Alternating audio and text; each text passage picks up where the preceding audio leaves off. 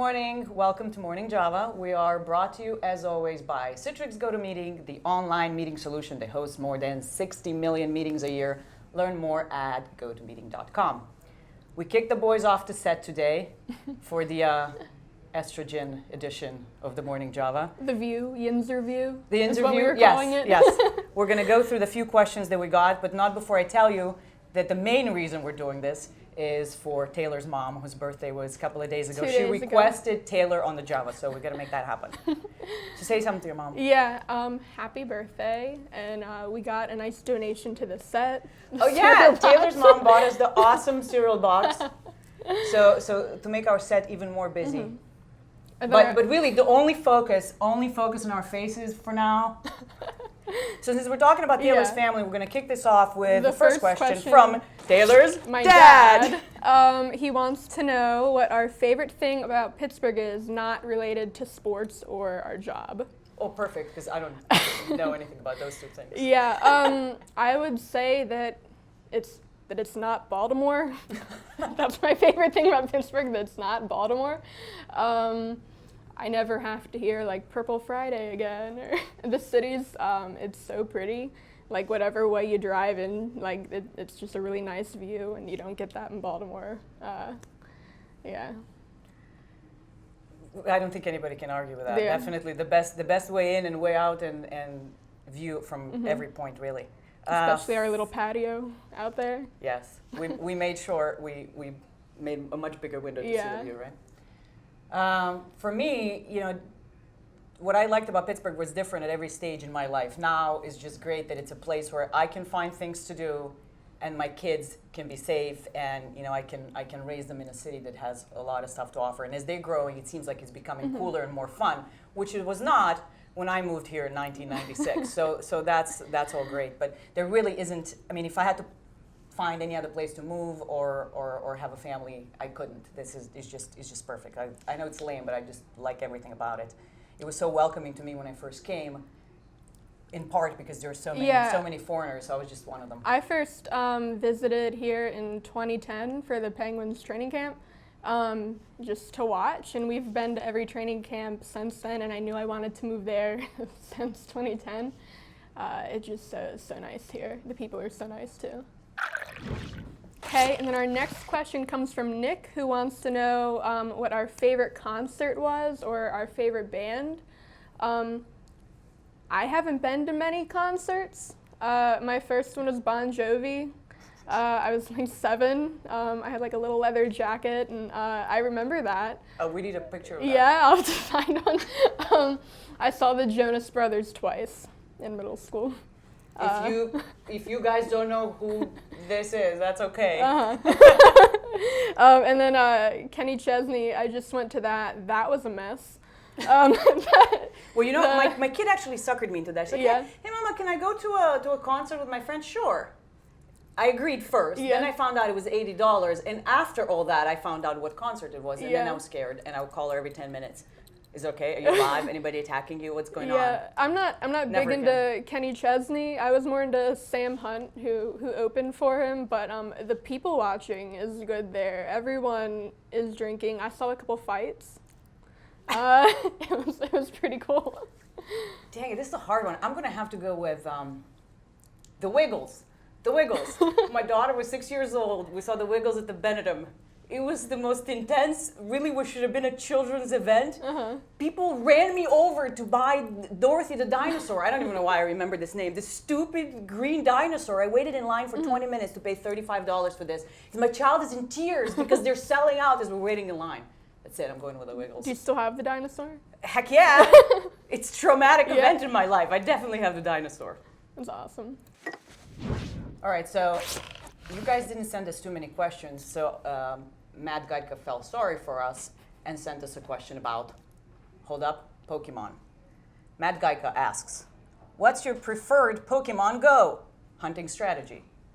Do you play in cool or super aggressive? I read these words, but I don't know what any of them mean. I do know what Pokemon is because both of my children now have the app, and the first thing that came out of my 13-year-old's mouth was, can I have data for my iPad? Because I can only get the Pokemons that are around the house. So I know it's something, but you probably, since you were Yeah. not that much further from 12 years old, you probably. No, I was never into Pokemon, like the show or any like Game Boy. But I'm definitely playing the app and like running around and catching them. Okay, so Chris is shaking his head over there. He doesn't like any of these answers. I see disdain. What do you have to say about this? I'm just so angry at you guys right now. Not you, but... Oh, not me because I'm signing your paycheck? Okay, Yeah, okay, thanks. Exactly. No. Because Did you- I'm hold a on, hold bandwagoner. on. Nobody met Chris yet. All right, so everybody noticed that in the last month the Java audio and video is better. That's just because I'm off that duty and I hired a professional. That's Chris over there who's making. Oh, I wish you guys can see this. Come around so everybody can see you. I'm wrapped up in a bunch of cords and there's things in the way. Yeah. Okay, I'm Nobody's allowed gonna to make see him the put his wizard. picture up in a corner of the video so you guys can see him. But Yeah. he's a film graduate from Edinburgh And he he's really big into knows, Pokemon. and he really knows what he's doing with video and apparently with Pokemon. So fine. So what do you have to say about Pokemon? It's good. It's a big Who's your? Okay, so hold on. Let me ask you the question. What's your favorite hunting strategy? I'm kind of lazy, so I just kind of catch whatever's around me. Not going to go out of my way. Our office is a Pokestop, so where you can get like your Pokeballs and all. This is insane, though. I hear that you can take a cab, like Ubers have a plan where they just drive you from stop to stop for $10 an hour. Yeah. This is crazy. Yeah, so you can come to the Riverhounds games or come to our office, catch Pokemon 2 for $1. They're everywhere. Okay, so obviously we're out of questions. So what better thing to do when you don't have questions is just make fun of the people who are not here, trash right? talk. So trash talk. So it's rare that Taylor is on set, so you guys can hear the trash talk from Taylor's perspective, and we're gonna tell you some things that probably shouldn't. We wanted to focus just on like the texting more. Everyone has different like texting. Well, we communicate. These reporters don't like to talk. They just like to write to each other. Yeah. So naturally, texting became the way that we communicate with each other. And actually, even business-wise, our business communication platform is it's a group chat. It's a mess. It's so bad. No. Nothing really gets accomplished there. Well, there maybe like every other day there's something productive in there, It's a but lot otherwise, of complaining. Matt getting trapped in the parking lot. Chris trying to be funny. He's not funny. no, we have to specify not Matt Geica just in case he listens. Matt Welch cannot get in and out of the garage. West Virginia people. West Virginia people. that was his excuse. I think he doesn't know how to work the parking lot. We use a lot of reaction GIFs. Lance and I, when we text, GIF, we only send like the reaction GIFs, not even as part of the conversation. You mean you and Lance? Yeah, Lance.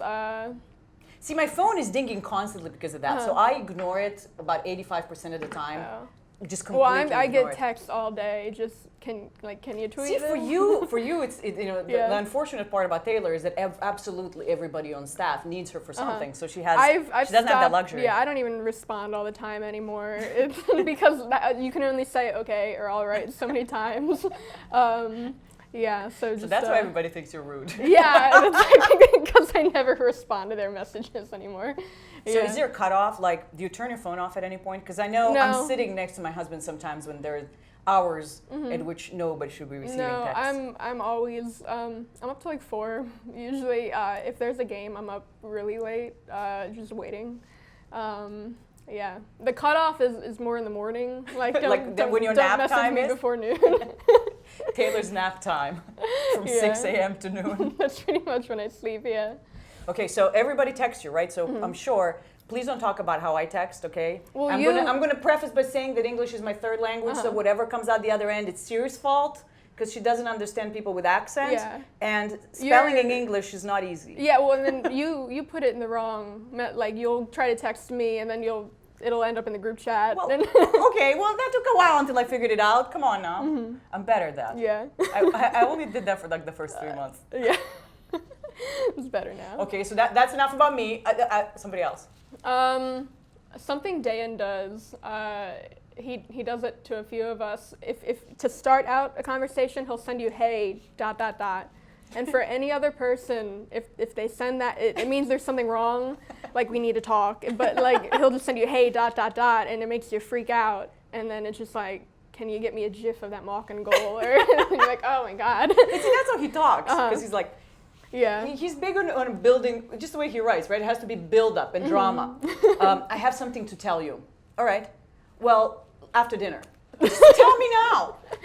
No, it's okay. We'll talk. And it turns out that it's nothing. It's just like, hey, Mr. Robot, first, season 2 is starting tonight. It's absolutely. But there's so much build up, and then he's like, okay, so that's a hey ... It's just because he can't not be dramatic. It has to be dramatic.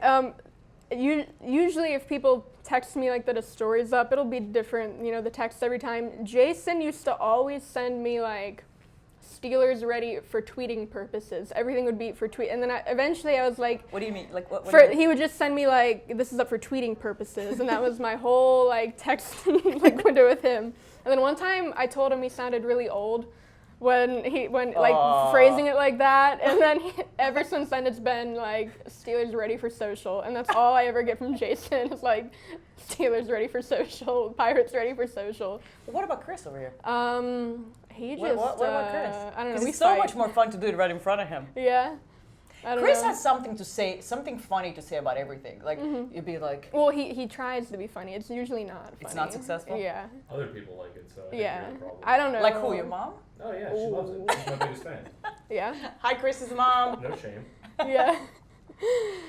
All right, well, I think we're going to wrap this up.